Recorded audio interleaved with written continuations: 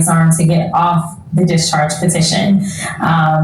Our representative-elect Grijalva will be signature number 218, forcing every single member in the House, Democrats and Republicans, to take a vote on the release of the Epstein files. And interestingly enough, a lot of people have asked, do you think that the shutdown is a distraction from this? And part of it, yeah, I think anything that the president can do to get people to distract from Epstein, he's going to do it.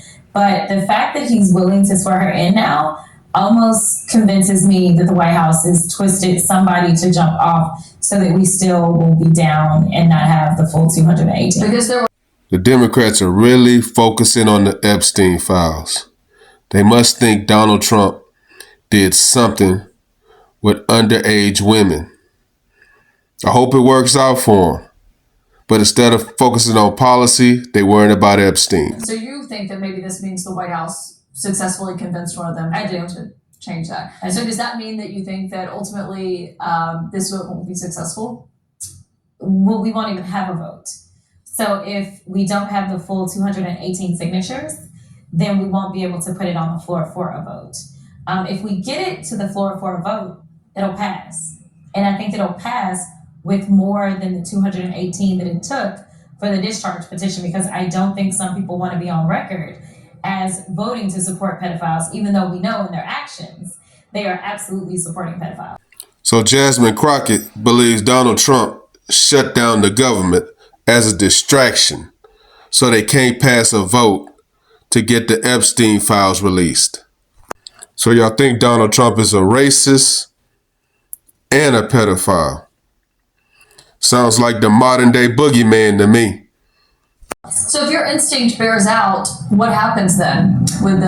Well, we have another special election that's coming up. We've got another 2 special elections coming up. One in Tennessee for a Republican seat, and maybe we'll have a miracle since Democrats have been overperforming by approximately no less than 10 points. And then we have a special election for a Democratic seat down in Houston. Okay, and I'm not sure if you saw this today. People in the White House certainly saw this interview that the Commerce Secretary Howard Lutnick did with the New York Post, where he was actually talking about Jeffrey Epstein. He was had long had a house next to his in New York, and he was talking about this moment when he and his wife met Jeffrey Epstein, and this is what Howard Lutnick had to say. I say to him, massage table in the middle of your house? How often do you have a massage? And he says, every day.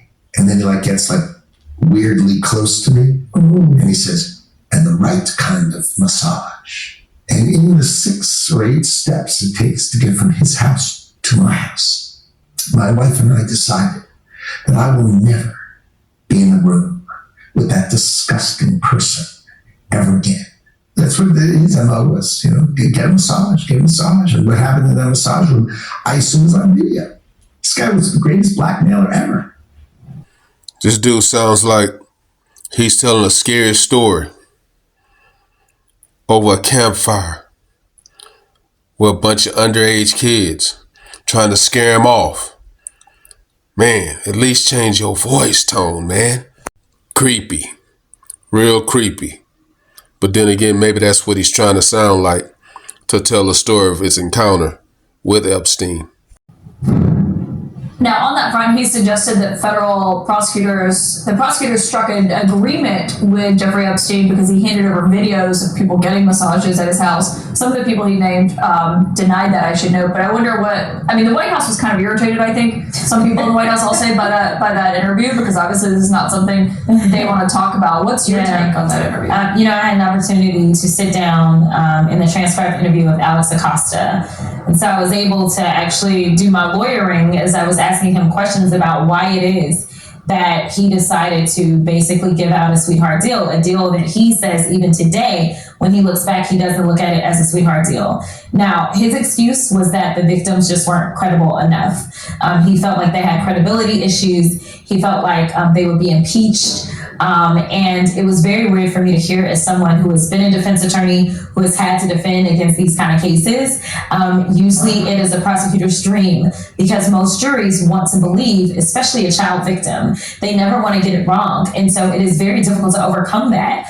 And so he wasn't giving me satisfactory answers. But, listening to that, it seems like, much like my own gut in this particular case, there was more than enough to go after Epstein, and there was just a lot that Alex wasn't telling us. So this all comes, you're talking about this potentially being tied to the government shutdown. Right now, neither chamber is in session here. As you know, it's very quiet here on Capitol Hill tonight.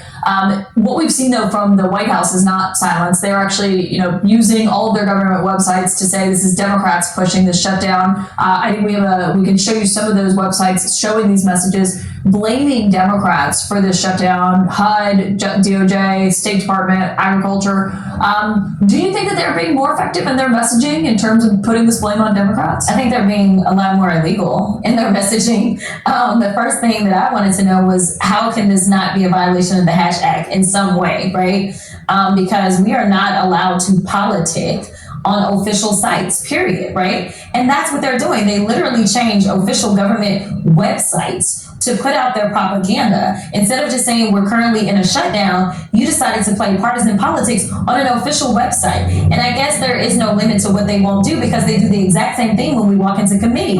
Instead of us having real committee hearings where we are actually able to get information that may somehow help the American people understand what's going on, instead, it's always a campaign rally that they're doing when we walk into committee, and it's more spewing of their propaganda.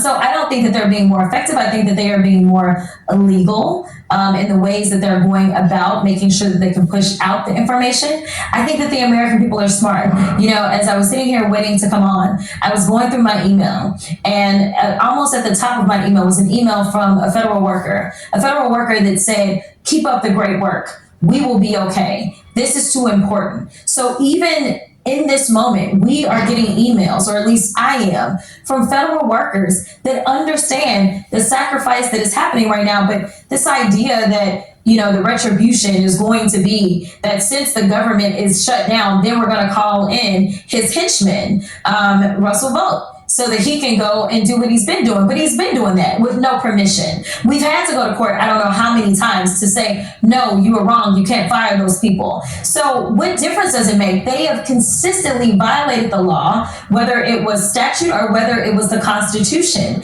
There is nothing different about this. In addition to the fact, when we're talking about violating law, how about empowerment? The very first thing that we talked about when we first got in is that there have been laws that have been signed into law. And what did they do? They sent in Elon Musk, and he started illegally just deciding he wasn't going to send out certain dollars today that people are still missing, that we had appropriated. So what assurances do we have if we entered into an agreement with these Republicans that they wouldn't go back on their word and just say, oh yeah, we'll sign off on a rescissions package?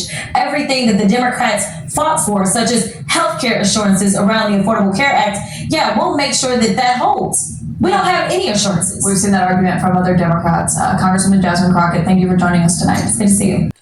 She's saying she don't trust the Republicans to come to the table in honest resolutions, but she would rather play Russian roulette with the American people's paychecks. She's talking about all the things that are illegal. To me, it should be illegal to shut down the government and have people working for free or getting laid off, while lawmakers in the Republican Party and the Democrat Party still receive a paycheck. That should be illegal. Let me know what you guys think. Like, comment, subscribe. Follow God, not culture.